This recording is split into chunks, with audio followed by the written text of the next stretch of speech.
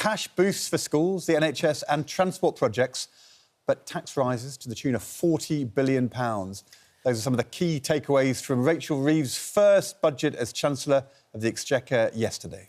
Well, earlier on Good Morning Britain, the Shadow Chancellor, Jeremy Hunt, told us that Ms Reeves should have been more upfront about the tax rises before the election and that the public will be waking up feeling betrayed this morning. Well, Rachel Reeves joins us now. Good morning to you, Chancellor. I know what you're going to say about that, I think. Good morning. In response to Mr Hunt's points there, that you didn't know about the black hole. So I'm sure when you stood up yesterday to deliver this budget, it wasn't the one you wanted to deliver, but it's the one you had to deliver, and I'm sure there were a few nerves about that. This morning, though, in terms of waking up to the reaction, what are your feelings when you're sensing the scale that people feel betrayed, sensing the fact that you promised it wouldn't hit working people, and we know now that that increase on employers' national insurance means it will do. It'll hit them in their pay packet and in their standard of living. And also that the predictions for the economic growth that all this rests on look likely to be worse, not better, post-budget. I had to take difficult decisions yesterday. A new Chancellor doesn't get to decide the circumstances in which they deliver their first budget, but they do have to own the decisions. And we did have a huge black hole in the public finances. In addition, important commitments to compensate people for the infected blood scandal and the Post Office Horizon scandal, they hadn't been budgeted for by the previous government, and we've now done that. So that did require us to increase taxes, to put our public finances on a firmer footing, but also ensure that we start to bring down NHS waiting times. And we're able now to confirm the 40,000 additional appointments every single week in the NHS to reduce waiting times, to ensure that people get the treatment that they deserve when they need it. Now, the burden of tax falls on business and also on the wealthiest in society. We had a big package in the budget yesterday to crack down on tax avoidance and tax evasion, getting rid of the non-dom tax status once and for all. But you're right to point to that the biggest tax-raising measure in the budget was the national insurance increase for employers. And I'm not immune to the criticisms that that will have impact beyond employers. We tried in the budget to insulate as much as possible smaller businesses from those changes.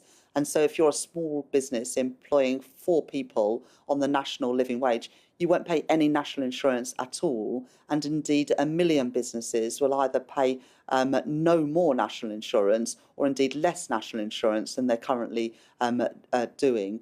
But it will have an impact on other businesses. I absolutely recognise that. But it was a necessary decision to bring stability back to our economy and our public finances and ensure our National Health Service can deliver the appointments it needs to. It's not a criticism, I think, from the Office of Budget Responsibility. They just state that 60% of the higher costs from the employer's national insurance rise will be passed on to workers and consumers via lower wages and higher prices. So it's not a criticism, it's just a fact that wages will be lower, working people will be paying a big chunk of that employer's national insurance tax rise. That's just a fact, isn't it? Well, if you look at the package in the round yesterday, and we can take out specific measures, and you're focusing on national insurance, but if you look at the package in the round, it's massive. The Office of Budget Responsibility forecast that... No, absolutely. But if you look at the whole package, Ed, the Office of Budget Responsibility forecasts that real household disposable income, so the money that families have, will increase during the course of this Parliament. That is a far cry from the last Parliament when living standards were stagnant. So that is welcome. I do recognise that the national insurance change will have an impact. But if you look at the whole package of measures that we set out yesterday, the OBR forecast that living standards are going to improve, and that is an improvement, certainly, on where we've been the last few years. You talked about decisions you had to make, and you talked yesterday about choices you had to make. You said that you would not extend the freezing of the personal allowances, beyond 2028, because that would hit working people. Can I just play to you, to our listeners, to our viewers, what you said in the budget yesterday about fuel duty? I have concluded that in these difficult circumstances, while the cost of living remains high, and with a backdrop of global uncertainty, increasing fuel duty next year would be the wrong choice for working people. It would mean fuel duty rising by 7p per litre. So I have decided today to freeze fuel duty next year, and I will maintain the existing 5p cut for another year too. I think a lot of our viewers will be struggling to understand why, if raising fuel duty was the wrong choice for working people when there's a cost of living crisis, why was taking the winter fuel allowance away from lower income pensioners the right choice when there's a cost of living crisis for them? Well, if we hadn't have made the decision yesterday around fuel duty, it would have gone up sharply. And I didn't think for people that are going out to work every day or having to go to appointments or drop kids off at school and college, that increasing their cost of living was the right thing to do. But yesterday you saw, Ed, in the budget, that because of our commitment to the triple lock, we were able to announce that the new state pension would rise by just over £470 next April. And indeed, the pension credit threshold would also rise so that more people are able to claim pension credit and the winter fuel payment that is associated with that. But also the investment that we made yesterday in the National Health Service, £22.6 billion to reduce NHS waiting lists, will benefit everybody who relies on the NHS. But we know that older people are particularly reliant on the NHS. Of course, and I don't want to interrupt you either, but I guess one of the criticisms is a betrayal of trust, isn't it? So for people to understand why the tough choices needed to be made, and we know your argument about this whole, whatever the figures that can be debated that was found, you know, people think, OK, a penny off a pint, so not bad for drinkers, freezing the fuel, which helps motorists, people that use cars. Why should the elderly take the hit? Well, protecting the winter fuel payment for the poorest pensioners, those who are on pension credit, and we're pleased to be able to do that.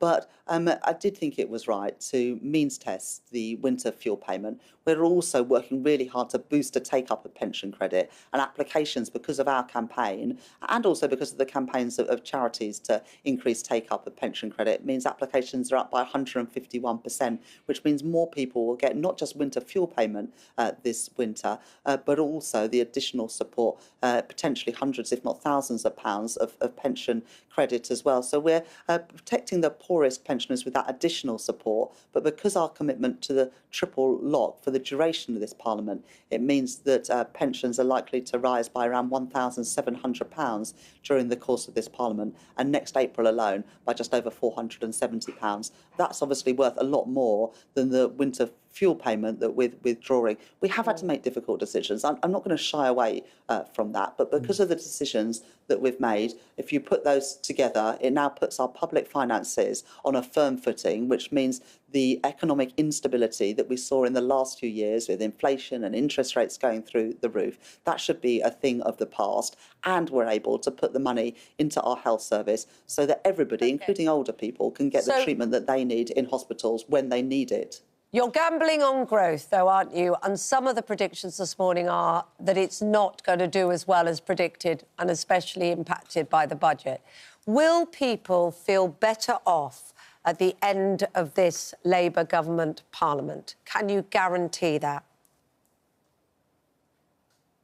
Well, the Office of Budget Responsibility yesterday forecast that real household disposable incomes will increase during the course of this Parliament. That's a far cry from the last Parliament, when living standards were stagnant, the worst Parliament on record for living standards. We want to do more. I want to bring more good jobs, paying decent wages to Britain. We increased the minimum wage yesterday to help people on the lowest incomes. So we are taking measures to ensure that people have got more money in their pockets, with better wages and tackling the cost of living crisis. Chancellor, Paul Johnson from the IFS says that on the current OBR projections, this is the second worst rise in living standards in any parliament since the Second World War, and the only worst one was the last parliament. Are you really saying that that is the end of the cost of living crisis? It feels a pretty miserable rise in living standards. We're only 4 months into this Parliament, so of course there's more work to do, and we're just getting started on the planning reforms to grow the economy, on the pensions reform to help small and start-up businesses to grow, the skills reform to get more young people on apprenticeship programmes. There is more to do, absolutely, I accept that. We're 4 months into this government, but already the Office of Budget Responsibility are forecasting that living standards, real household disposable income, will increase during the course of this Parliament. That is welcome news, but we want to do more to ensure that people have got more of their own money in their pockets to spend on the things that they love, and we'll continue to work full out to achieve that. Chancellor Exchequer Rachel Reeves, thank you much indeed for joining us this morning, the day after your first ever budget, the first budget ever by a woman Chancellor Exchequer.